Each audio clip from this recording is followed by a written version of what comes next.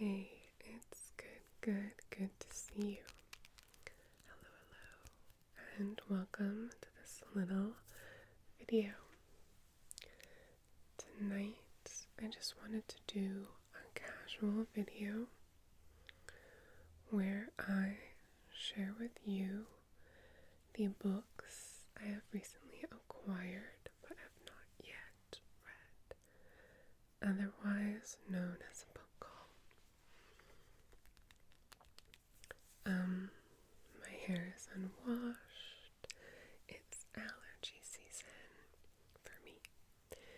And we're just gonna do our best. I have 3 literary fiction novels, or actually I don't know if one is a novel, but I would call 3 of them literary fiction and 2 of them nonfiction. We're gonna start with the literary fiction. The first book I have to show you tonight is this one. Can you guess? By the cover? It is by Sayaka Murata. It's called Convenience Store Woman.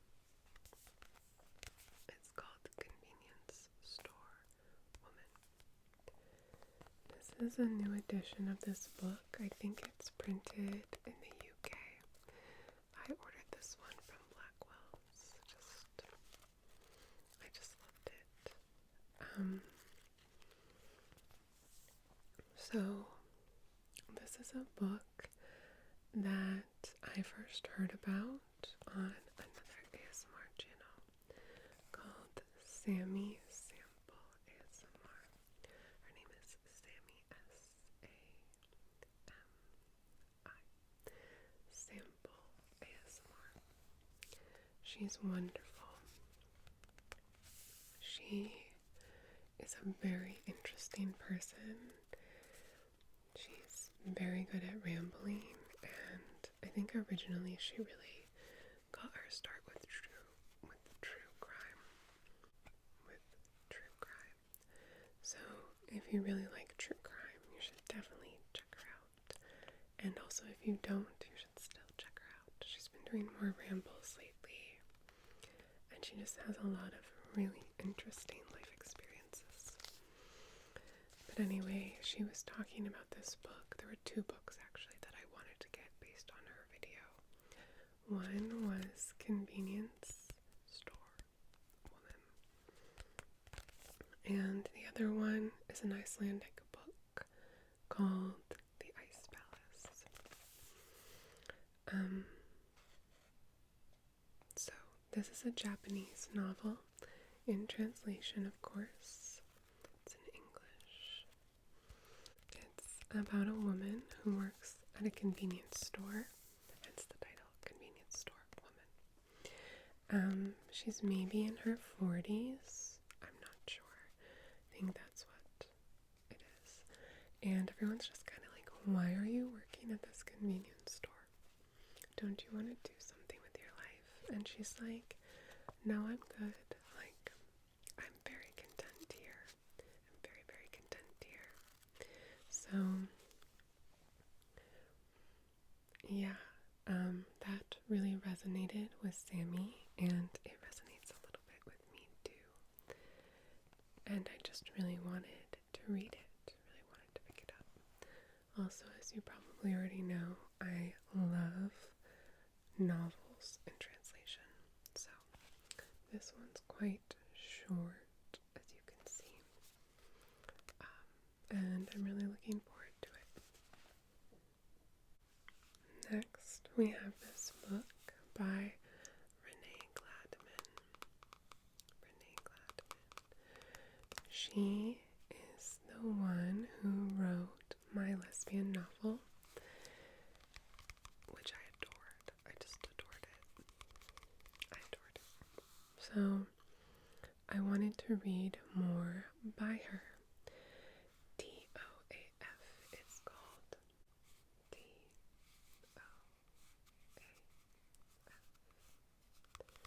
which stands for two after all that.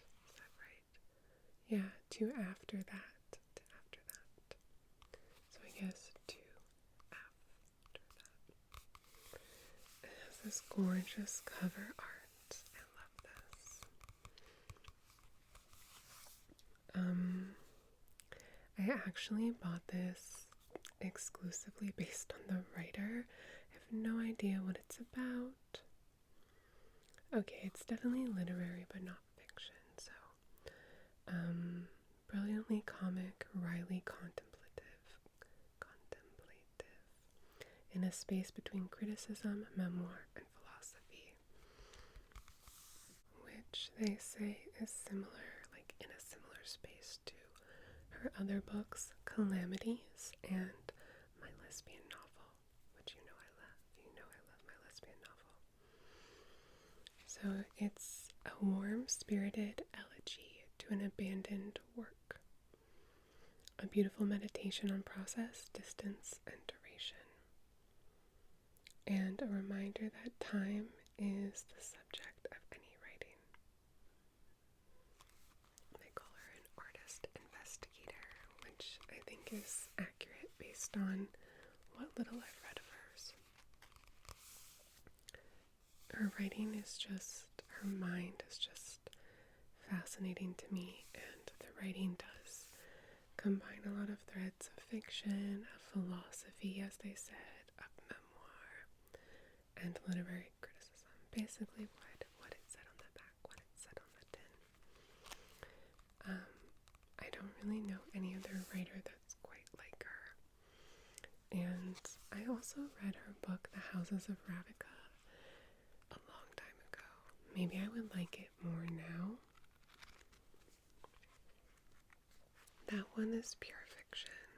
And while I appreciated it, I didn't love it, to be honest. It felt very abstracted to me. And hearing more about how she thinks, that makes sense. But it just didn't, like, ring any bells in me. So I think for me personally, her more like memoir criticism, crossover writing is what's most for me, what I'm most interested in. And I'm glad I gave her another chance after reading that novel, that pure fiction, because, like I said, her mind is just so fascinating, and I feel very edified by reading her work. So, looking forward to this one. Then we have a little book, also with gorgeous, gorgeous, gorgeous cover art. A sleeping woman with a pile of books under her bed. This one is called The Possessed. Look at all those S's, S-S-E, S-S-E. By Elif Batuman. So, first of all, her books, The Idiot and Either Or, are among my very favorites. So that's part of why I picked this up. Secondly, this is another UK edition, so I ordered it from Blackwell's. Thirdly, what really drew my attention to this book is that I have another book that you've seen called The Possessed by Witold Grombowitz. Love him. Haven't read that one yet, but love him. Love Cosmos. And I was telling my friend about it because he also loves Cosmos. But I just mentioned it by the title, not the author. And we had a moment of confusion where my friend thought I was talking about this book, but I was actually talking about the Witold Grombowitz book. And then my friend was like, no, I cannot believe you have not read The Possessed by Elif Batuman, especially if you like The Idiot, which I do, especially if you like Either Or, which I do. So as you can see here, it says Adventures with Russian Books and the People Who Read Them. So this is, very little fiction now that we're getting into this video. It's supposed to be funny. I'm sure it will be, but it's basically about, as I understand it, her study of Russian literature, maybe going to like a convention where other people also read and study Russian literature, and talking about her experiences with the books she reads, and the sorts of people who choose to study Russian literature. So this is another kind of memoirish book, I guess, that combines some criticism and some funny anecdotes. It is called A Madcap Personal Odyssey and an Infectious Celebration of Reading. Okay, here it also says it's about her decision to devote herself to studying the great Russian novelist and her strange encounters with countless others who are similarly devoted, absurdly, melancholically, ecstatically to the classics. And how gorgeous is this? So, I'm excited to read this as well. If you haven't read The Idiot by her, what are you doing? With kindness, I ask you, what are you doing?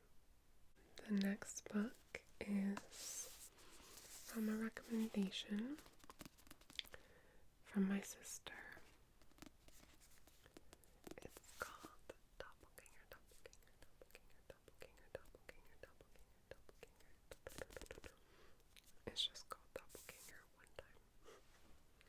By Naomi Klein. Don't get it twisted. So my sister loved this book. It was one of her favorites last year. She recommended it to me around Christmas, and it's taken me this long to get it. So it is the story, a memoir, but like a serious memoir. That kind of, as I understand it, like reaches out and broadens to include like remarks on our society, like cultural criticism, criticism of technology, probably some philosophy on identity, things like that. So it's memoir, but like sort of serious. So Naomi Klein is a writer who I would have said at the beginning of this year, who is, often mistaken for Naomi Wolf. Naomi Wolf wrote The Beauty Myth and other books, and she's since become more of a controversial figure. And people, so says Naomi Klein, are like constantly mistaking her for the other. And I say, I guess, from before, because now I do know that that's true. It's like, what I'm trying to say is that within a week of ordering this book, I was reading a newsletter I really like, by a writer who's really smart and talented, a writer I really admire. And she was quoting The Beauty Myth and attributing all the quotes to Naomi Klein. And I did a double take because I hadn't even read this book yet. I just knew what my sister told me. And I was like, but Naomi Klein didn't write The Beauty Myth, right? And so I did like a double, triple take. But yeah, the quotes were being misattributed to Naomi Klein. And as I said, Naomi Wolf is now a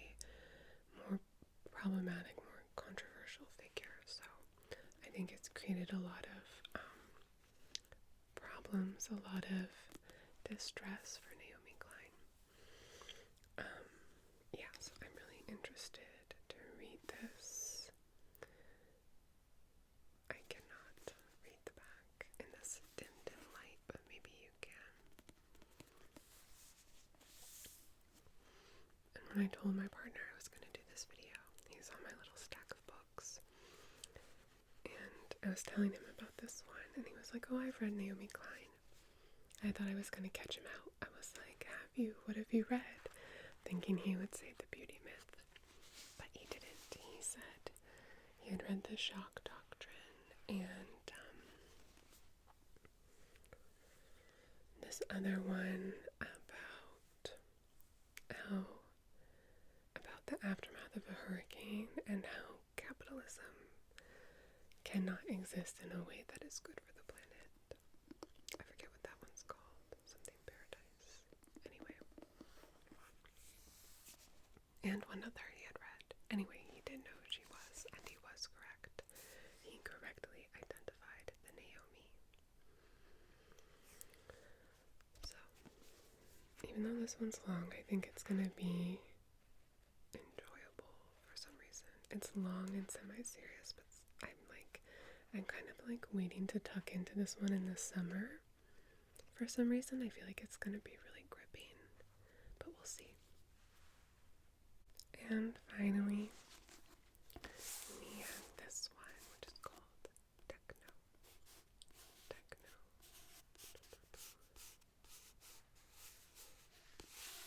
Feudalism, Techno-Feudalism. What Killed Capitalism by Yanis Varoufakis, who I believe is Greek. This book was originally my partner's, and then I stole it. And I'm including it in this video for kicks. And because, I have a lot of thoughts and feelings about this.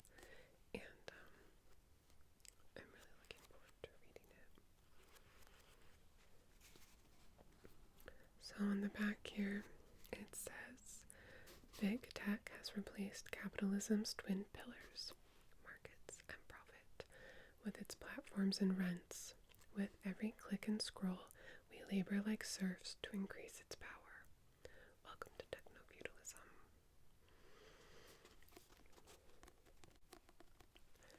But it is really like that, eh? And the irony of talking about this on YouTube is not lost on me.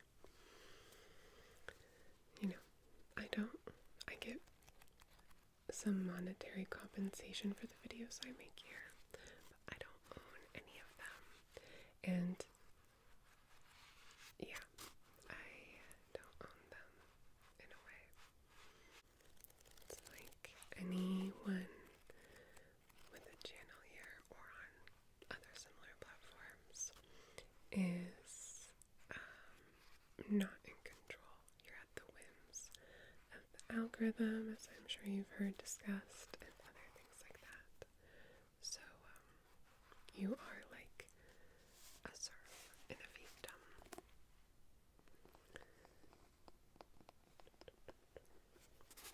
So I'll let you know what I think about this one. Maybe I'll do like a ramble summary when I'm done. But I kind of feel like everyone would benefit from just reading it.